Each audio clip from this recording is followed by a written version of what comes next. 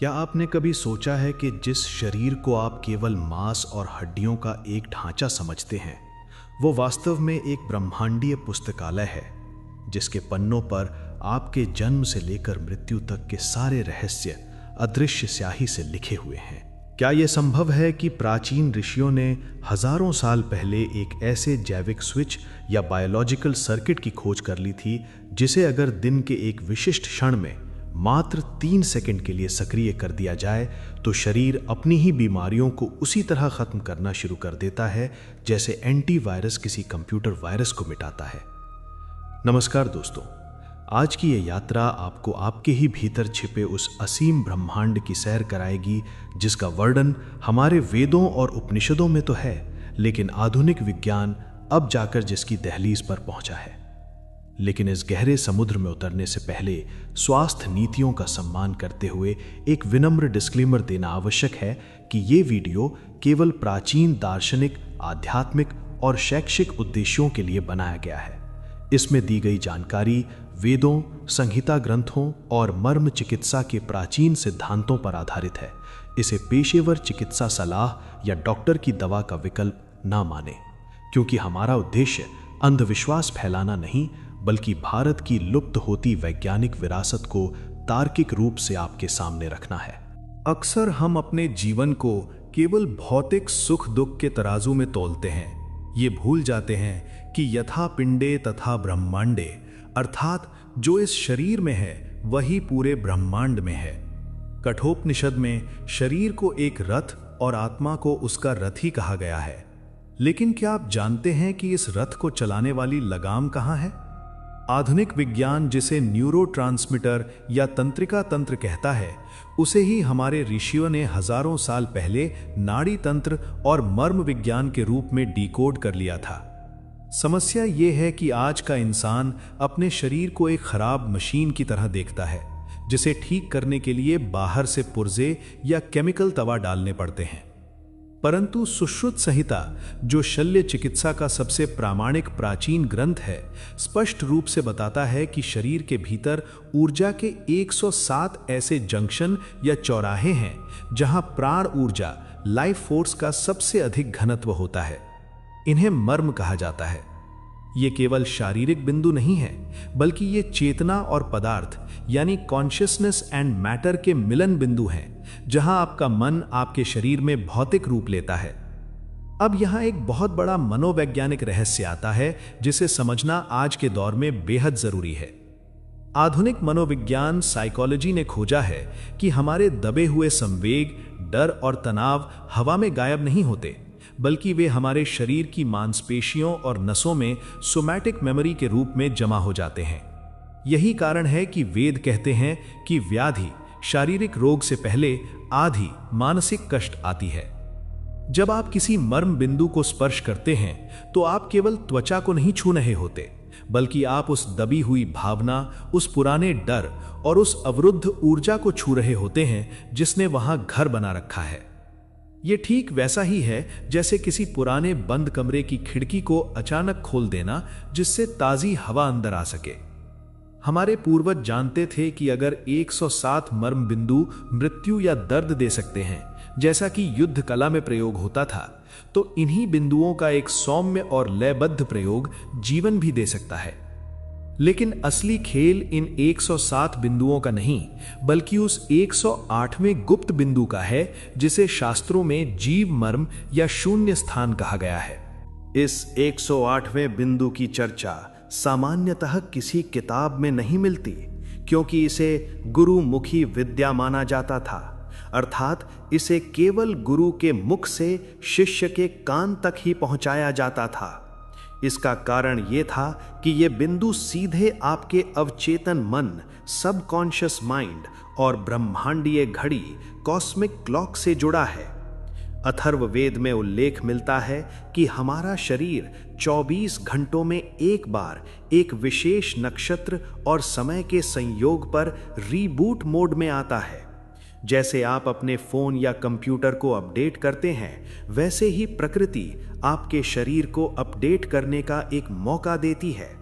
वो 108वां मर्म वो गुप्त पासवर्ड है जो इस अपडेट प्रक्रिया को शुरू करता है।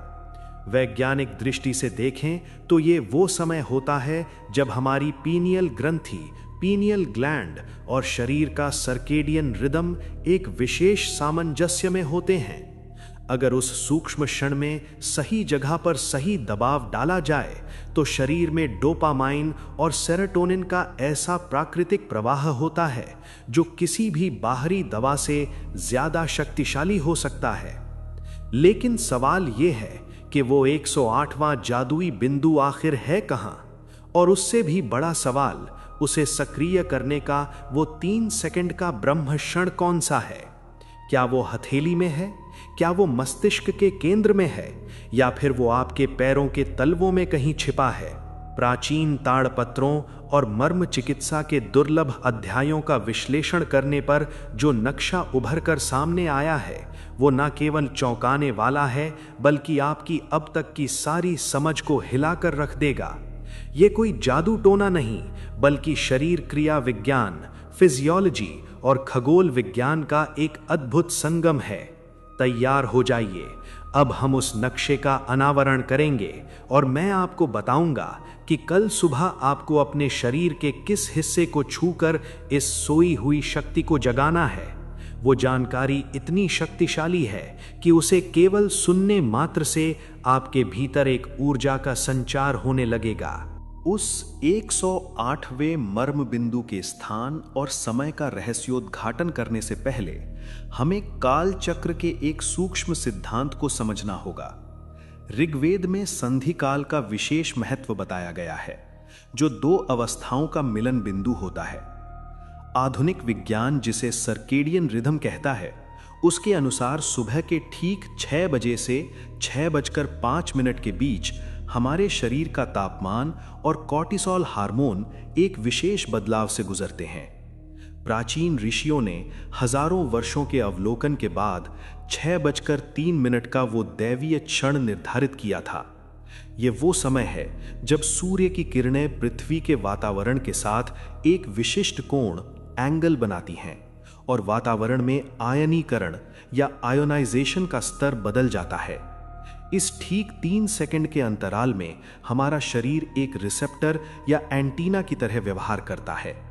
यदि इस क्षण आप सो रहे हैं तो आप केवल एक जैविक प्रक्रिया का हिस्सा हैं, लेकिन यदि आप जागृत हैं और उस 108वें बिंदु को स्पर्श कर रहे हैं तो आप उस ब्रह्मांडीय ऊर्जा को सीधे अपने भीतर डाउनलोड कर सकते हैं। अब उस स्थान की बात करते हैं जो आपके शरीर के नक्शे में छिपा हुआ खजाना है। अपने दाएं हाथ यानी राइट हैंड की हथेली को ध्यान से देखें। जहां आपकी जीवन रेखा, लाइफ लाइन और मस्तिष्क रेखा, हेडलाइन का प्रभाव क्षेत्र मिलता है, ठीक हथेली के मध्य में एक सूक्ष्म गर्त या हॉलो स्पॉट होता है। आयुर्वेद और मर्म चिकित्सा में इसे तल हृदय मर्म कहा जाता है। मजे की बात यह है कि इसका नाम हृदय है जबकि ये हाथ में है। इसका कारण आध्यात्मिक और वैज्ञानिक दोनों हैं। वैज्ञानिक रूप से यहां से गुजरने वाली नसें सीधे हृदय की पेरिकार्डियम झिल्ली से जुड़ी होती हैं और आध्यात्मिक रूप से ये बिंदु आपके अनाहत चक्र का रिमोट कंट्रोल है। जब आप इस बिंदु को दबाते हैं तो आप केवल हाथ नहीं दबा रहे बल्कि आप अपनी भावनाओं, अपने तनाव और अपनी प्राण वायु के प्रवाह को नियंत्रित कर रहे हैं। ये वही बिंदु है जहां ईसा मसीह को कीलें ठोंकी गई थीं और बुद्ध की मूर्तियों में अक्सर इसी हथेली को आशीर्वाद की मुद्रा में दिखाया जाता है जिससे ऊर्जा बाहर निकलती है। इस 108वें बिंदु को सक्रिय करने की विधि अत्यंत सरल होते हुए भी बहुत गहरी है। इसे त्रिस्पंदन क्रिया कहा जाता है। सुबह 6:03 पर जब आप अपनी हथेली के इस मध्य बिंदु तल हृदय को अपने बाएं अंगूठे से स्पर्श करें तो आपको शारीरिक बल का प्रयोग नहीं करना है बल्कि ध्यान का प्रयोग करना है। जैसे ही आप स्पर्श करें 3 गहरी सांसें लें। पहली सांस में ये भावना विजुअलाइजेशन करें कि ब्रह्मांड की आरोग्य शक्ति आपके सहस्त्रार यानी सिर के ऊपरी भाग से प्रवेश कर रही है। दूसरी सांस में महसूस करें कि वो ऊर्जा आपके हृदय में जमा हो रही है और तीसरी सांस में जैसे ही आप उस बिंदु पर हल्का दबाव बढ़ाएं, महसूस करें कि वो ऊर्जा लेजर बीम की तरह उस मर्म बिंदु से निकलकर आपके पूरे शरीर की नाड़ियों में दौड़ रही है। ये केवल कल्पना नहीं है, क्वांटम फिजिक्स में इसे ऑब्जर्वर इफेक्ट कहते हैं। जहां आपका ध्यान जाता है, ऊर्जा वहीं प्रवाहित होती है। जैसे ही आप ये 3 सेकंड का अभ्यास करते हैं, आपके शरीर में एक अद्भुत घटना घटती है जिसे पीजो इलेक्ट्रिक प्रभाव के समान समझा जा सकता है। हथेली के इस बिंदु पर दबाव डालने से एक सूक्ष्म विद्युत तरंग माइक्रो करंट उत्पन्न होती है जो रीढ़ की हड्डी के माध्यम से मस्तिष्क के हाइपोथैलेमस तक जाती है। ये मस्तिष्क को ये संकेत भेजता है कि खतरा टल गया है, अब मरम्मत का समय है। परिणाम स्वरूप शरीर फाइट और फ्लाइट मोड, तनाव से निकलकर रेस्ट और डाइजेस्ट मोड, विश्राम और सुधार में आ जाता है।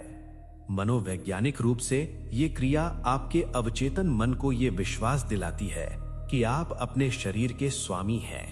ये छोटा सा विश्वास ही वो चाबी है जो बड़ी से बड़ी बीमारियों के मानसिक कारणों को जड़ से उखाड़ फेंकने की क्षमता रखती है। आप महसूस करेंगे कि हथेली के उस बिंदु पर हल्की गर्माहट या झंझनाहट हो रही है, जो इस बात का सबूत है कि सर्किट जुड़ चुका है। परंतु ठहरिए, क्या सिर्फ एक बटन दबाने से सब कुछ ठीक हो जाएगा? प्राचीन ताड़पत्रों में एक चेतावनी भी लिखी है। इस मर्म बिंदु को जागृत तो स्पर्श से किया जा सकता है, लेकिन इसे स्थिर रखने के लिए एक विशेष ध्वनि, साउंड फ्रीक्वेंसी की आवश्यकता होती है। जैसे हर ताले की एक चाबी होती है और हर मोबाइल का एक पासकोड, वैसे ही इस 108वें मर्म को पूरी तरह से अनलॉक करने के लिए एक बीज मंत्र या नाद की आवश्यकता होती है, जो आपके गले से नहीं बल्कि आपकी नाभि से गूंजना चाहिए। यदि आपने बिंदु दबाया लेकिन वो ध्वनि उत्पन्न नहीं की, तो ऊर्जा जागृत होकर पुनः सो जाएगी। वो ध्वनि क्या है? वो कोई सामान्य शब्द नहीं है, बल्कि वो हमारे अस्तित्व की मौलिक गूंज है। वो रहस्यमयी ध्वनि जो नासा द्वारा रिकॉर्ड की गई सूर्य की ध्वनि से मेल खाती है। वो रहस्यमयी ध्वनि जो इस जैविक स्विच को स्थायी रूप से ऑन करती है, उसका वर्णन मांडूक्य उपनिषद में विस्तार से मिलता है। और आश्चर्यजनक रूप से नासा ने जब सूर्य के वातावरण की ध्वनि रिकॉर्ड की, तो वो भी इसी फ्रीक्वेंसी से मेल खाती पाई गई। वो ध्वनि कोई जटिल मंत्र नहीं, बल्कि एक गुंजन है। इसे भ्रामरी या अनाहत नाद भी कहा जाता है। विज्ञान के अनुसार जब आप अपने होंठ बंद करके गले से ये की ध्वनि निकालते हैं, तो ये 15 हर्ट्ज की फ्रीक्वेंसी पैदा करता है। ये विशिष्ट कंपन आपके शरीर में नाइट्रिक ऑक्साइड के उत्पादन को 15 गुना बढ़ा देता है। नाइट्रिक ऑक्साइड वही तत्व है जो रक्त वाहिकाओं को खोलता है और कोशिकाओं की मरम्मत करता है। तो विधि अब पूर्ण होती है। सुबह 6:03, हथेली के तल हृदय मर्म पर अंगूठे का दबाव, 3 गहरी सांसें और सांस छोड़ते समय गले से की गूंज। ये स्पर्श, टच और ध्वनि, साउंड का मिलन आपके नर्वस सिस्टम में एक नया न्यूरल पाथवे बना देता है। अब हम उस स्तर पर आते हैं जहां ये विज्ञान आध्यात्म में बदल जाता है। आप सोच रहे होंगे कि हथेली का एक बिंदु और गले की एक ध्वनि इतना बड़ा बदलाव कैसे ला सकती है। यहां वेगस नर्व का सिद्धांत काम करता है, जिसे हमारे ऋषि कूर्म नाड़ी कहते थे। ये नर्व मस्तिष्क से निकलकर शरीर के लगभग सभी प्रमुख अंगों को छूती हुई जाती है। जब आप हथेली के मर्म को दबाते हुए ध्वनि का कंपन करते हैं, तो आप सीधे इस वेगस नर्व को उत्तेजित, स्टिम्युलेट कर रहे होते हैं। ये क्रिया आपके मस्तिष्क को ये संदेश देती है कि बाहरी जगत का शोर बंद करो और भीतर की मरम्मत शुरू करो। ये एक प्रकार का सिस्टम रिस्टोर है। मनोवैज्ञानिकों ने पाया है कि जो लोग इस तरह के सोमैटिक, देह संबंधी अभ्यास करते हैं, उनकी चिंता, एंजाइटी और अवसाद, डिप्रेशन का स्तर बिना किसी दवा के गिरने लगता है, क्योंकि वे अपने शरीर के साथ दोबारा संवाद स्थापित कर लेते हैं। लेकिन इस साधना का एक गुप्त पहलू भी है, जिसका जिक्र तंत्र शास्त्र में मिलता है। ये अभ्यास केवल 21 दिनों तक लगातार करने का विधान है। क्यों?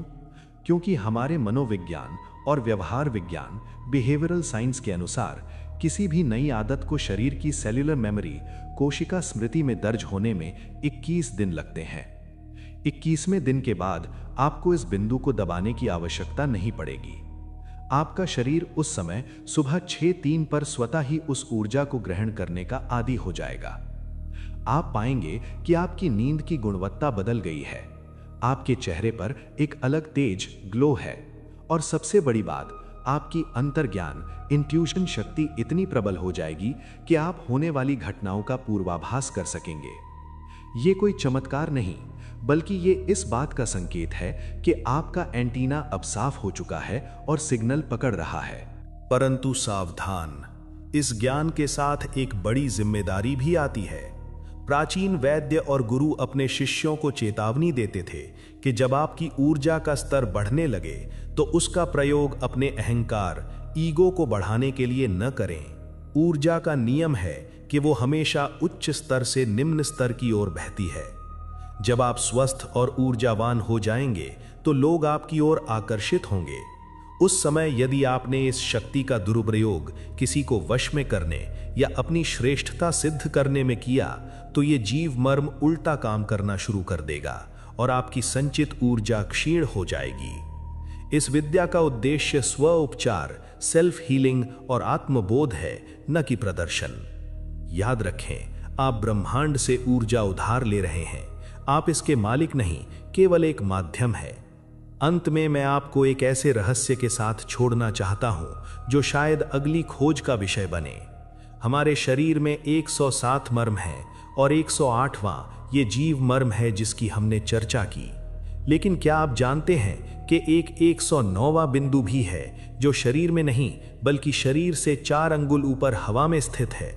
इसे ब्रह्मरंध्र मर्म या द गॉड स्पॉट कहा जाता है। कहा जाता है कि जो साधक हथेली के मर्म को सिद्ध कर लेता है उसके लिए वो 109वां बिंदु अपने आप खुल जाता है और तब वो व्यक्ति मृत्यु के समय को भी अपनी इच्छा से चुन सकता है, जैसा कि भीष्म पितामह ने किया था। क्या ये संभव है या ये केवल एक पौराणिक कथा है? अगर आप उस 109वें बिंदु और मृत्यु विजय विज्ञान के बारे में जानना चाहते हैं तो कमेंट बॉक्स में मर्म रहस्य लिखें।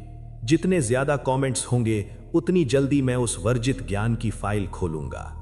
तब तक कल सुबह 6:03 का अलार्म लगा लें, अपनी हथेली को देखें और अपनी शक्ति को पहचानें। प्रणाम।